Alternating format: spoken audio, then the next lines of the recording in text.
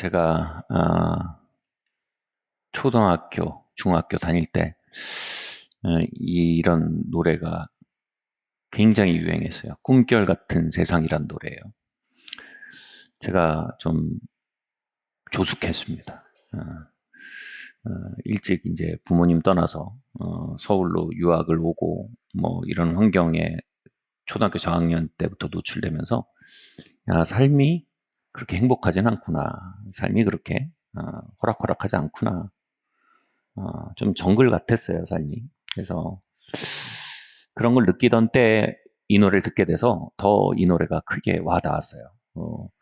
이런 노래예요. 사람들은 말하지 인생은 슬픔이라고, 사람들은 말하지 세상은 무서운 곳이라고. 난 믿지 않았지 슬픔의 인생을. 난 마냥 행복했지 마치 꿈결같이. 세상이 날 철들게 해, 시간이 날 물들게 해. 안 돼, 안 돼, 안 돼. 난 변치 않을래. 힘없는 어른들처럼. 난 믿고 살 테야. 꿈결 같은 세상. 이 노래 아세요? 아시는 분들 계세요? 네. 장로님만 아시고 다른 분들 다 모르시네요. 이 노래를 제가 들으면 이렇게 어른 되기 싫어하는 그 퇴행 현상을 겪는 유치한 마음이라고 느꼈어요, 옛날에. 현실을 못 받아들이는구만. 뭐 세상이 날 철들게, 세월이 날 물들게 철들어. 그리고 세상이 그렇게 행복하고 그렇게 마냥 웃을 수 있는 곳은 아니야. 뭐 이렇게 뭐 이런 생각을 사실 했습니다.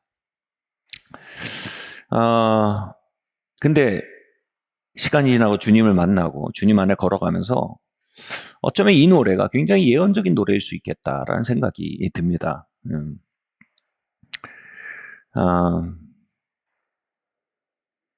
꿈결 같은 세상, 꿈결 같은 삶. 꿈을 사는 게 가능할까요?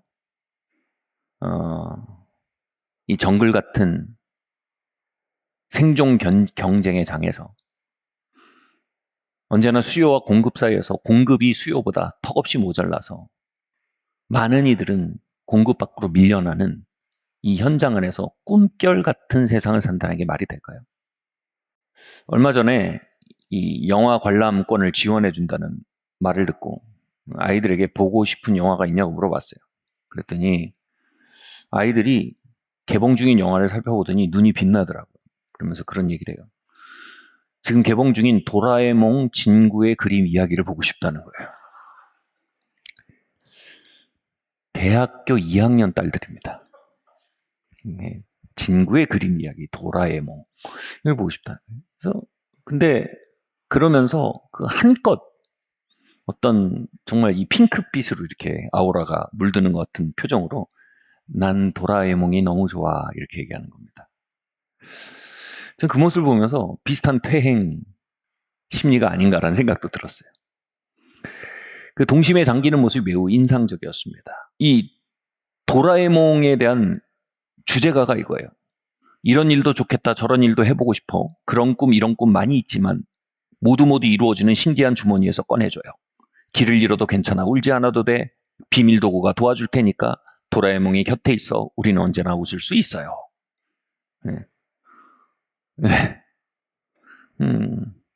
동화 같은 얘기죠. 어려움이 없는 게 아니에요. 근데 여기서 말하는 거 잘 보세요. 상처가 없는 게 아니에요. 이 진구가 꿈꿀 수 있고 용기를 낼 수 있고 웃을 수 있는 건 뭐라고요? 그 이유가 뭐라고요? 도라에몽이 함께하기 때문이에요. 도라에몽과 그 비밀 주머니가 함께하니 어려움 속에서 진구는 꿈을 꿀 수 있어요. 그리고 진구는 어려움 속에서도 웃을 수 있는 거예요. 힘없는 어른들처럼 변하지 않을 수 있는 거예요. 철들지 않고 물들지 않을 수 있는 거예요. 그 아이들의 모습이 너무 인상적이어서 제가 도라에몽을 좀 들여다봤어요. 그리고 다음날 제가 기도를 하는데 주님의 임재가 더 많이 느껴질수록 이상하게 자꾸 도라에몽의 이 모습이 자꾸 눈앞에 보이는 거예요. 도라에몽의 마술 주머니가 자꾸 보이는 거예요.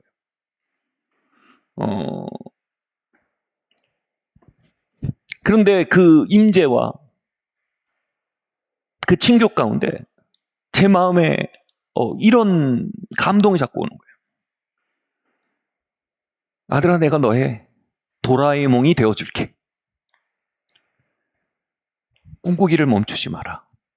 나에게 와서 나로부터 꺼내어 먹어라. 나에게 와서 나로부터 꺼내어 살아라. 나는 너의 도라에몽이 되어줄게.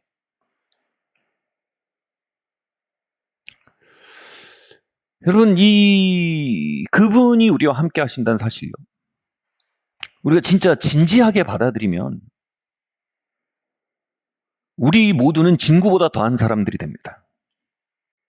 꿈결 같은 세상의 노래에 나오는 가사에 철들고 물들어가는 어른들이 아니라 우린 꿈결 같은 삶을 살아갈 수 있게 됩니다.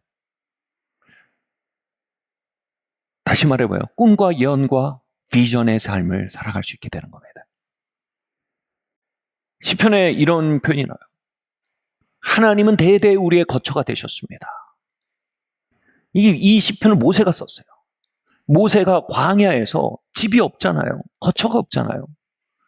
근데 하나님의 임재로부터 하나님이 거처를 꺼내어 주셨다는 겁니다.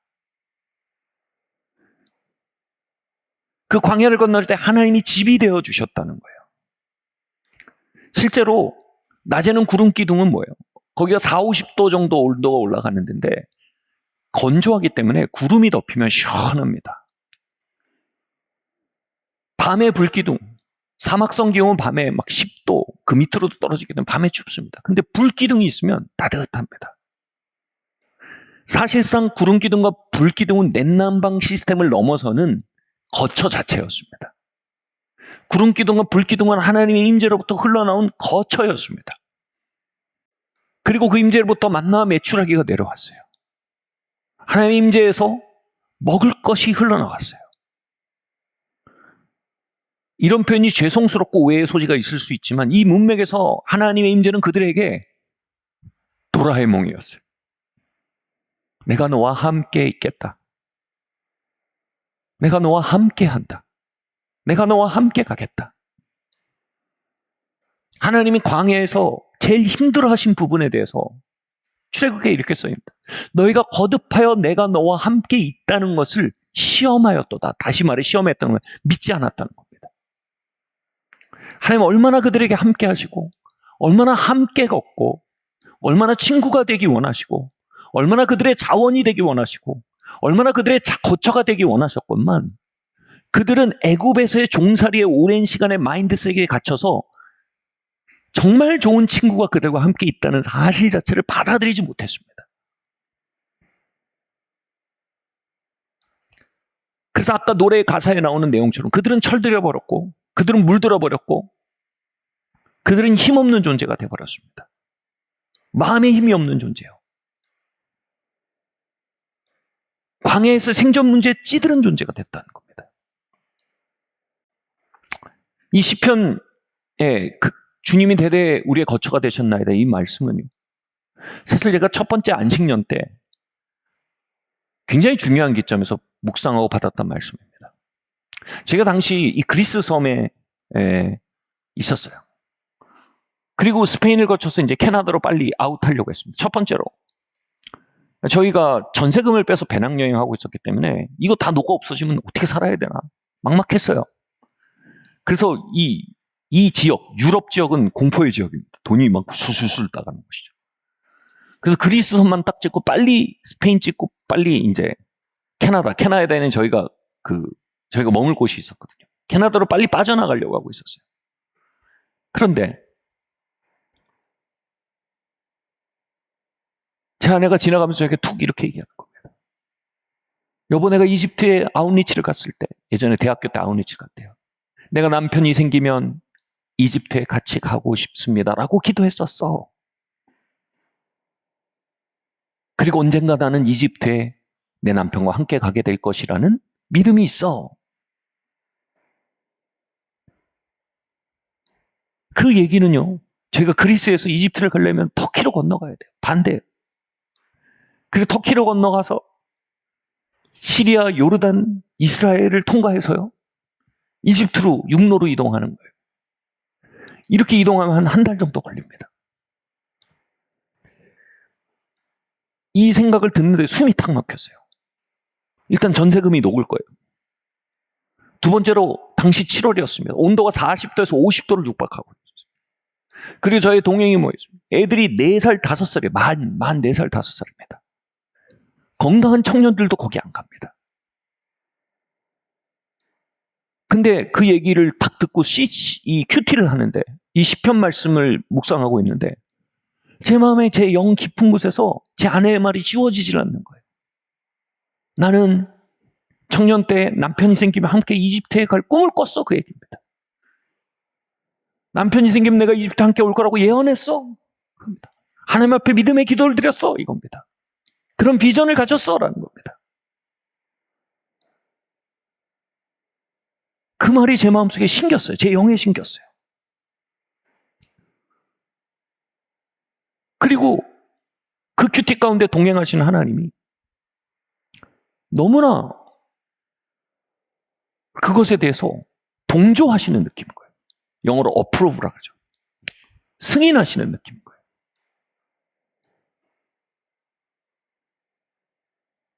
당장 덜컥 두려웠어요. 아니, 그 온도, 그 숙소들, 특별히 숙소들을 어떻게 해야 돼? 이 돈이 많이 나가는 숙소니까. 근데 이 말씀이 다시 저에게 온 거예요. 내가 너의 거처가 되어줄 거야. 내가 너의 거처가 되어줄 거야. 내가 너의 안내자가 되어줄 거야. 영어도 잘 통하는 동네가 아니에요. 그 덜컥 제가 이스탄불 갔는데 거기서 희한한 터키 사람을 만났어요. 이 터키 사람이 한국말을 너무 잘해요.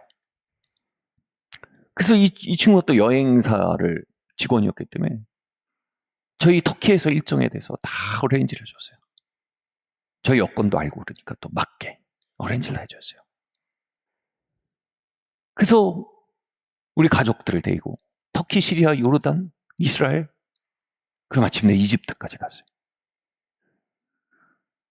시편 90편, 이 90편의 그 말씀은요, 실제로 한 달간의 여정 가운데 저희와 함께 하셨고, 저희의 거처가 되셨고, 저희 안내자가 되셨고, 저희 공급이 되셨고, 저희 먹거리가 되셨어요. 그리고 기어코 제 아내가 툭 젊은 날에 가졌던 그 작은 꿈, 자신의 미래를 향해 선포했던 예언, 뭐 굉장히 놀랍고 큰 뭐 예언이나 꿈도 아니지 않습니까? 내가 터키에 복음을 전하리라 뭐 이런 차원도 아니에요. 남편이 오면 나 이집트 한번 같이 가겠다. 그걸 소중히 여기시고 그걸 이뤄내시는 과정을 봤습니다.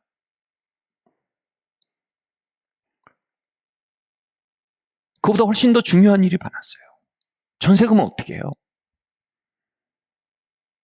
그보다 제가 보기엔 긴박하고 크고 필요한 일들이 많았습니다. 근데 하나님은요, 그 모든 것보다 마치 나 남편이랑 같이 이집트 가고 싶습니다, 주님. 그 목소리에만 귀를 기울이시는 것처럼 응답하시는 것 같았어요. 사도행전 2장 17절 말씀 함께 읽겠습니다. 시작.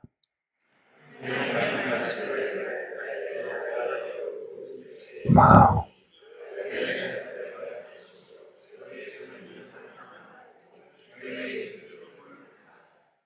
아멘. 여러분 미국 사람이라고 생각해 보세요. 그냥 한국말을 그냥 다 하는 곳에 이렇게 있다가 누가 영어로 한마디 하면 그렇게 반가울 수가 없습니다. 누가 영어로 한마디 하면 그 사람 옆에 가 있고 싶고 그 사람에게 얘기하고 싶은 겁니다. 사도행전 2장 17절은 말합니다. 성령님의 랭귀지가 뭐라고 말합니까? 꿈과 환상과 예언이랍니다. 꿈과 환상과 예언이요. 이게 뭡니까? 아이들 읽는 환타지 소설에 나오는 언어 아닙니까? 꿈. 넌 꿈이 뭐야? 나에겐 꿈이 있어요. 뭐 비전, 환상, 뭐 예언. 이런 아이들 읽는 무슨 판타지 소설에 나오는 같은 언어. 근데 이게 성령님의 언어래요.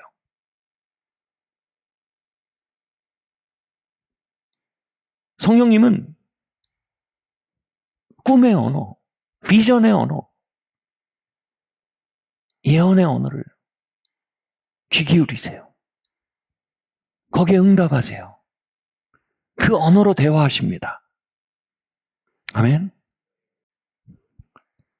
이스라엘 민족은요, 하나님이 그들과 함께 계시다는 사실을 받아들이지 못한 채로 광야를 지났습니다. 그런데 예수님은요, 우리를 위해 죽으시면서 이렇게 말씀하셨습니다. 내가 너희를 위해 죽는 것은 너희 안에 보혜사 성령이 오게 하기 위해서다, 이렇게 얘기하십니다. 여러분, 예수님이 우리를 위해 죽으신 것은요, 예수님 말씀하신 바에 의하면, 예수님이 여기서 말씀하시고 내가 죽는 건 너희를 구원하기 위해서라고 말씀하신 게 아닙니다. 내가 죽는 것은 너희로 천국에 들어가기 위해서다라고 말씀하지 않으셨어요. 당연히 그게 예수님의 죽으심의 목적이지만 요한복음의 맥락에서 뭐예요? 내가 너희 위해 죽는 것은 너에게 유익한데 그건 성령님이 너희 안에 오게 하기 위해서다라고 말씀하셨어요. 인류 역사상 가장 친밀한 형태로 하나님 우리 가운데 오신다는 겁니다. 광야에서 하나님이 이스라엘 그들 가운데 계셨습니다. 그런데 예수님의 죽으심은 그 수준을 훨씬 더 끌어올려서 하나님과 함께 하심을 우리 안에 두게 하기 위해서래요. 여러분, 도라에몽 주머니의 차원이 아닙니다. 도라에몽의 4차원 주머니 정도가 아닙니다. 도라에몽의 정다움 정도가 아닙니다. 하나님이 전능하심과 그분의 모든 선하심으로 우리 안에 함께 하시겠다는 겁니다. 그러면 이 아이들이 부를 것 같은 이 도라에몽 주제가가 우리 삶의 이야기가 될 수 있어요. 우린 길을 잃어도 웃을 수 있어요. 도라에몽 아니 하나님 함께 하시니까. 아멘. 이런 일 저런 일도 우린 해보고 꿈꿔볼 수 있어요. 왜냐하면 신기한 주머니에서 그분이 우리를 도우시는 것들을 꺼내실 테니까. 친구는 도라에몽의 곁에 있어서 언제나 웃을 수 있었어요. 그러나 우리는 하나님 우리 안에 계심으로 언제나 웃을 수 있는 거예요. 질문은 이것입니다. 우리가 하나님이 그러한 방식으로 우리 안에 함께 하신다는 걸 정말 믿냐 이겁니다. 하나님이 그러한 방식으로 친구의 친구된 도라에몽보다 더 우리와 함께 하시며 도라에몽의 4차원 주머니로 친구의 자원이 되신 것처럼 그보다 더한 방식으로 그분의 전능하심으로 우리의 자원이 되시고 우리가 꿈과 환상과 예언의 길을 걷도록 우리를 후원하신다는 사실을 우리가 정말로 받아들이냐입니다. 그런 선하신 하나님, 하나님과 함께 하심을 정말로 받아들이고 믿는 것은요, 이스라엘 민족의 가장 큰 중요한 지주였듯 우리에게도 가장 큰 중요한 주제입니다. 여러분, 성경에 한 달란트 받은 자는 자신의 달란트를 땅에 묻어버렸다고 합니다. 그리고 묻어버리면 뭐라고 얘기합니까? 하나님 당신은 나에게 선하지 않으셨습니다. 그래서 나는 삶이 두려웠고 내 달란트를 묻어야 했습니다라고 대답했습니다. 그는 하나님이 자신에게 얼마나 선하시고 하나님이 자신과 얼마나 함께 하시는지를 사실상 믿지 않았습니다. 그러므로 그는 두려움의 사람이었습니다. 그리함으로 그는 자신의 달란트를 땅에 묻어버렸습니다. 그 달란트는 어쩌면 꿈일 것입니다. 그 달란트는 어쩌면 예언의 언어일 것입니다. 그 달란트는 어쩌면 환상, 비전일 것입니다. 두려워하는 자는 꿈꾸지 못합니다. 영이 눌려버린 자는 비전을 따라 살지 못합니다. 우리가 찌들어버리고 나면 예언의 차원들에 대해 마음이 닫혀버립니다. 어저께 이제 제가 주말 말씀을 준비를 하다가 이제 주변에 이제 있는 분들한테 만나는 사람마다 이걸 물어봤어요. 만약 당신에게 두려움이 전혀 없다면 뭘 할 겁니까, 여생 동안? 어떤 분은요, 저는 어선을 하나 사서 선주가 되고 싶습니다. 뭐 이렇게 대답해요. 만약 지금 당신에게 10배의 용기가 있다면 당신은 어떤 삶을 살 것 같습니까? 제 아이들이 좀 더 좋은 대학에서 공부할 수 있도록 제가 후원하는 후원자가 되고 싶을 것 같습니다. 어떤 분은 세계여행에 가고 싶습니다. 갈 것 같습니다. 어떤 분은 좀 덜 치이는 삶을 살고 싶습니다. 저마다 꿈의 언어를 어렵게 꺼내는 거예요.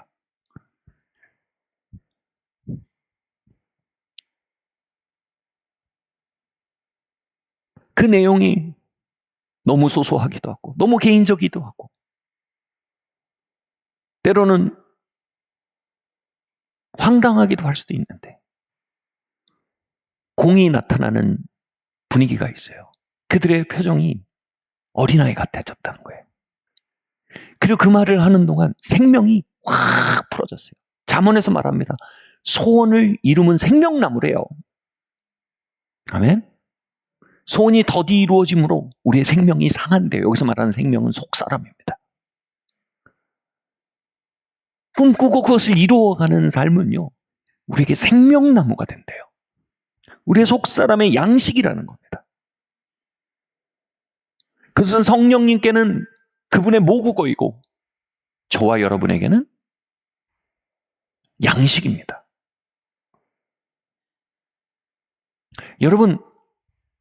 여러분에게 만약 두려움이 전혀 없다면 여러분 뭘 하실 것 같아요?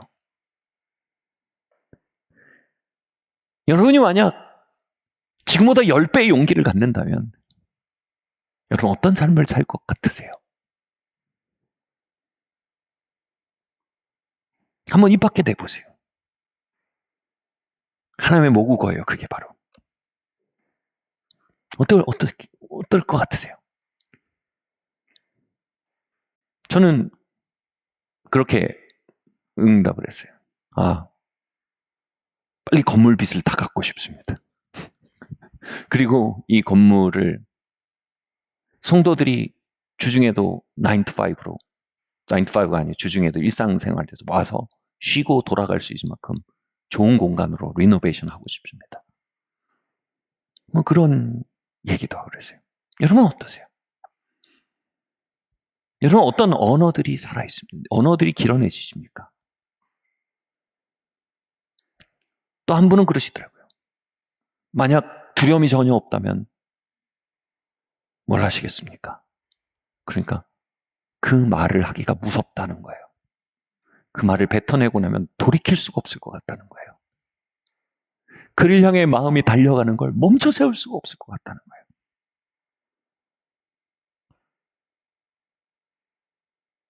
다시 말해, 너무 위험한 세계라고 느끼는 거죠. 두려움과 현실에 짓눌린 언어는요, 그분이 듣지 못하신다는 뜻이 아니고요. 그분의 모국어는 아닙니다. 남편과 함께 이집트에 하나님께 돌아오고 싶어요, 하나님. 이 작은 언어는요, 뭐 대단하고 위대하고 신령한 얘기도 아니지만 그분의 모국어입니다.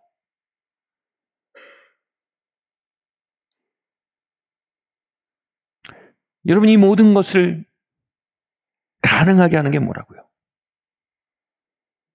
하나님의 함께 하심과 함께 하심에 대한 우리 측의 확신입니다. 1달란트 받은 자는요, 상대적으로 5달란트, 3달란트 받은 자 앞에서 상대적으로 빈곤한 배경을 가지고 있었습니다. 그의 과거는 어두웠습니다. 그런데 그의 과거와 그의 배경이 그를 망친 게 아닙니다. 그를 정말 망쳐지게 한 갈림길은 이것입니다. 그의 배경과 그의 과거의 기초에 하나님의 선하심을 재단했다는 겁니다. 그의 과거와 그의 배경의 기초에 하나님의 함께 하심을 재단해버렸다는 겁니다. 그는 하나님의 선하심과 하나님의 함께 하심의 기초에 그의 과거를 향해 말할 수도 있었습니다. 하나님의 하나심과 선하심과 하나님의 함께 하심의 기초에 그의 배경에 대해 선포할 수도 있었을 겁니다. 그러나 그의 마음은 그의 과거와 배경에 잠식되었고, 그것에 잠식되고 찌들고 씁쓸해진 마음으로 하나님의 선하심과 그분의 함께하심에 대해 판단하고 단정하고 재단했습니다. 우리 모두는 어느 정도 한 달란트 받은 자와 같은 과거와 배경을 가지고 있습니다. 그러나 그것에 잠식된 마음으로는 이 자리에 함께 하시는 하나님의 선하심을 결코 받아들일 수 없습니다. 이 자리에 함께 하시는 그분의 선하심을 친구의 친구인 도라에몽처럼, 친구가 꿈꾸고 모험할 수 있게 했던 도라에몽의 4차원 주머니처럼 그분의 임마누엘을 우리가 받아들일 수 있는 능력을 빼앗아 버립니다. 하나님은 여러분의 과거보다 크십니다. 그분의 선하심은 우리의 배경보다 큽니다. 그분의 선함과 그분의 함께함은 우리의 배경과 과거를 협력하여 재료 삼아 선을 빚어내기는 전능성을 갖습니다. 그런데 우리의 한 달란트 받은 것 같은 배경과 과거의 기초에 그분의 선하심과 함께하심에 대해 눈이 가려져 버리고, 마치 이스라엘 민족이 노예 시대의 기초에 지금 하나님 함께 하신다는 말을 받아들이지 못한 것처럼 그 단계에 머물 때 우리는 꿈과 환상과 예언의 삶을 향해 발을 내딛지 못하게 됩니다. 그저 얼어붙은 채로 그 언어들을 땅에 묻고 말하게 됩니다. 하나님 우리에게 주신 예언들을 땅에 묻고, 우리에게 주신 비전들을 땅에 묻고, 우리에게 있는 크고 작은 꿈의 언어들을 땅에 묻어버리고, 하나님 당신은 나에게 그렇게까지 선하시지는 않습니다. 하나님 그렇게까지 나와 함께 하시는 것 같습니다. 저는 이것이 우리가 마지막 날에 가장 크게 후회하게 되고 가장 크게 회개하게 될 영역이라고 확신합니다. 우린 그날에 하나님이 얼마나 나와 함께 하셨는지, 하나님은 얼마나 우리를 향해 선하셨는지 발견하고, 그럼에도 불구하고 우리가 우리의 배경과 과거에 얼마나 재단되어 그것으로 하나님을 재단하여 그분을 제한하였는지를 발견하고, 우리의 삶에 얼마나 많은 것이 땅에 묻혀졌는지를 발견하고 후회하고 탄식하게 될 것입니다. 여러분, 후회 없는 삶을 우리가 사는 우리가 되길 바랍니다. 예수님이 죽으심으로까지 우리에게 열어놓은 기회, 우리의 삶의 기회는 하나님의 함께 하심입니다. 우리의 삶의 기회는 하나님의 선하심입니다. 아멘. 하나님은 당연히 도라에몽보다 훨씬 더 선하시고, 하나님 당연히 도라에몽보다 훨씬 더 전능하십니다. 우리가 그 사실을 받아들인다면 우린 당연히 진구보다 크게 웃을 수 있고, 우린 당연히 진구보다 꿈꿀 수 있고, 우린 당연히 진구보다 두려움을 벗을 수 있을 것입니다. 아멘. 이사야서 7장 10절 말씀 함께 읽겠습니다. 시작. 여호와께서 또 아하스에게 말씀하여 이르시되 너는 내 하나님 여호와께 한 징조를 구하되 깊은 데에서든지 높은 데에서든지 구하라 하시니, 아하스가 이르되 나는 구하지 아니하겠나이다. 나는 여호와를 시험하지 아니하겠나이다 한지라. 이사야가 이르되 다윗의 집이여 원하건대 들을지어다. 너희가 사람을 괴롭히고서 그것을 작은 일로 여겨 또 나의 하나님을 괴롭히려 하느냐. 아멘. 아하스 왕은요, 왕으로서 무서워하고 있었습니다. 왕으로서 두려움에 눌려 있었고요, 현실에 찌들어져 버려 있었습니다. 그는 현실과 도전 앞에서 같이 춤을 추는 마음을 가지고 있었습니다. 이사야가 와서 말합니다. 왕이시여 하나님이 당신과 함께 하십니다. 하나님을 견고히 신뢰하면 굳게 서실 수 있습니다.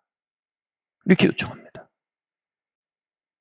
그는 자신이 하나님이 함께하고 계심을 실제로는 받아들이지 못하고 있다는 사실을 스스로 깨닫지 못하고 있었습니다.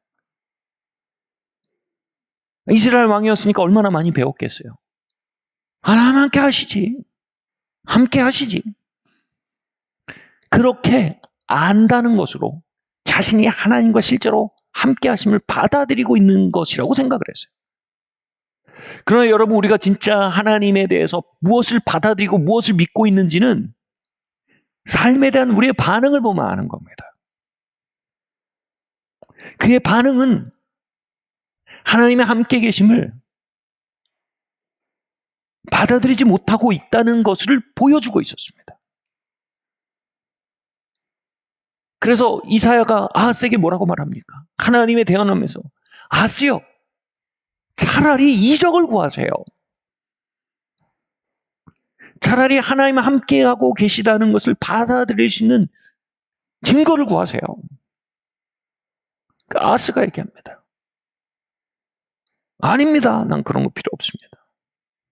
나는 그런 거 필요 없습니다. 그래서 뭐예요? 하나님을 근심시켰습니다. 여러분, 선하신 하나님 믿으십니까? 내 과거보다 크신 하나님 받아들이십니까? 내 배경보다 더 강하신 하나님의 함께 하심을 받아들이십니까? 우리가 그것을 받아들이고 있는지 받아들이고 있지 않은지는 삶에 대한 우리의 반응을 보면 아는 겁니다. 제가 혼내려고 이 말하는 게 아니에요. 받아들이셔야 돼요. 이 얘기가 아니에요. 충분히 받아들이고 있지 못함을 발견해야 돼요. 아하스는 자기의 영적 현주소를 받아들이지 않았어요. 그래서 자신에게 지금 필요한 것이 무엇인지 구하지 않았어요. 아하스는 지금 하나님이 나와 함께 걷고 계심을 보여주시는 게 필요한 상태였어요. 이유식이 필요한 상태였단 말이에요. 영적으로 어린 상태였어요. 제가 20살 때였습니다.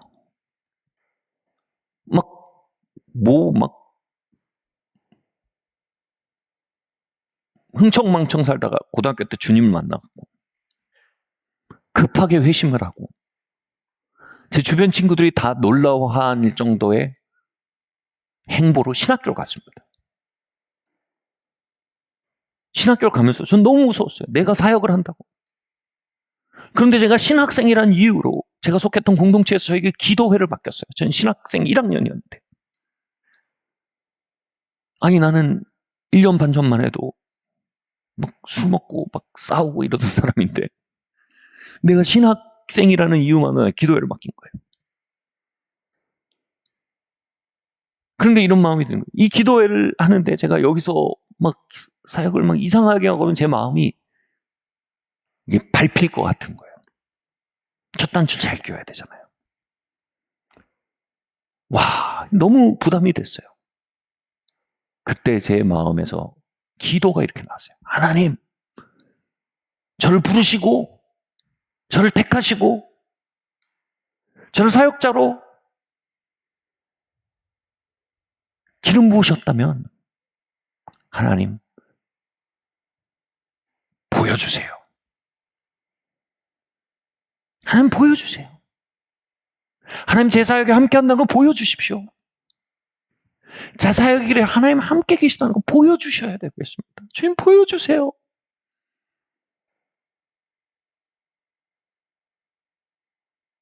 그리고 기도회를 인도했어요. 그런데 그 기도회에 정말 하나님의 무슨 표현을 할까요? 신방이 있었어요. 하나님 그 자리에 방문하신 것 같이 당신 자신을 나타내셨어요. 자리에 앉아서 하던 기도회였는데 다 바닥에 고꾸라지고 엎어졌어요. 막 울고 서로를 위해 기도하고 그 방 안에 하나님의 열기가 가득했어요. 지나가던 사람들이 창문으로 이렇게 그 기도회를 봤어요. 그 순간 제가 그것들을 보면서 제 마음 깊은 곳에 그냥 신학적으로 하나님과 나와 함께 하시가 아니라 하나님 나와 함께 하신 거 알겠더라고요. 하나님 나와 함께 하셔. 저에겐 그게 필요했어요. 전도여행을 갔어요. 복음을 전해야 되는데 하나님께 또 구했어요. 하나님, 제가 평생 복음을 전해야 되고 하나님이 저를 목회자로 부르셨는데 하나님 그 길에 나와 함께 하시는 거 보여주세요. 그 전도여행에서 하나님이 이러한저런 표적과 이사로 함께 계심을 보여주셨어요. 아, 하나님 정말 이렇게 함께 계시는구나. 점점 어떻게 됩니까? 마음에 담력이 생기는 거예요. 뭐라고 얘기했습니까? 하나님을 아는 자는 강하여 용맹을 바라리라고 했습니다. 자꾸 오늘 진구 도라에몽에 나오는데 진구가 그렇게 모험하고 꿈을 향해 걸어나가고 이런 삶을 살았던 건 진구가 성품적으로 강했기 때문이 아닙니다, 여러분. 진구가 강심장이고 누구는 겁쟁이로 태어나고, 여러분 이런 문제면 성립이 안 되는 겁니다. 성품의 문제가 아닙니다. 정말 내가 뭘 믿고 뭘 받아들이고 있냐의 문제인 겁니다. 저는 예민하고 아직도 굉장히 많은 것을 느끼는 사람이에요. 그래서 막 이렇게 뭐랄까요, 굵직굵직하게 움직이는 성격의 스타일이 아니에요. 그런 문제가 아니에요. 그러나 점점 그렇게 하나님 함께 하심을 경험해 갈수록 제 안에 담력이 생기는 겁니다. 몇 년 지나서 제게 누군가 말하더라고요. 어떤 외국계 은행에서 신우회를 개척하려고 하는데 와서 좀 개척해 줄 수 있냐? 제가 그때 23살인가 그랬어요. 제가 거기에 대해서 예스라고 대표했어요. 그걸 말하는 사람도 놀랬대요. 왜냐하면 지도할 사람이 다 30대, 40대인데 제가 23살짜리가 가서 개척하겠다고 예스라고 답하는 것이 너무 뭐랄까요, 용맹스럽게 느껴졌다는 거예요. 그 제 자연적인 용맹이 아니에요. 그렇게 차근차근히 그분이 함께 계심을 보여줬기 때문에 이제 모험을 할 수 있는 거예요. 제 마음속에 그런 소원이 항상 있었거든요. 난 개척자가 될 거야. 그 마음에 우리 신우회 개척하면 어떨까요? 그 마음에 제가 예스라고 얘기할 수 있는 거예요. 사랑하는 성도 여러분, 여러분 삶에 어떻게 반응하고 계십니까? 다시 말해 하나님의 선하심과 하나님 함께 하심을 실제적으로 받아들이고 계십니까? 아니면 신학적으로 알고 있지만 사실 삶에 반응하는 우리의 응답들은 꿈과 예언과 환상의 세계에서는 완전히 밀려났고, 아, 그건 너무 위험한 세계야. 그건 너무 허무맹랑한 세계야. 목구멍이 포도청인데 그런 게 어디, 그런 건 너무 사치스러워 라고 생각하십니까? 저는 우리가 모일 때 하나님, 우리의 길에 하나님 나와 함께 가심을, 우리와 함께 가심을 보여주세요라는 겸손한 기도가 일어나는 모임 되기를 바랍니다. 그리고 모임 때마다 그분이 함께 계심을 다양한 방법으로 우리에게 보이시고 나타내시고 우리의 심령에 하나님이 지금 이 모임 가운데 말씀하고 계시구나. 하나님이 지금 오늘 이렇게 함께하고 계시구나. 이렇게 걷고 계시구나. 그리고 우리의 마음이 마침내 담력을 얻어 더 이상 그런 것에 의존하지 않을 정도가 되는 단계로 자라나가길 축원합니다.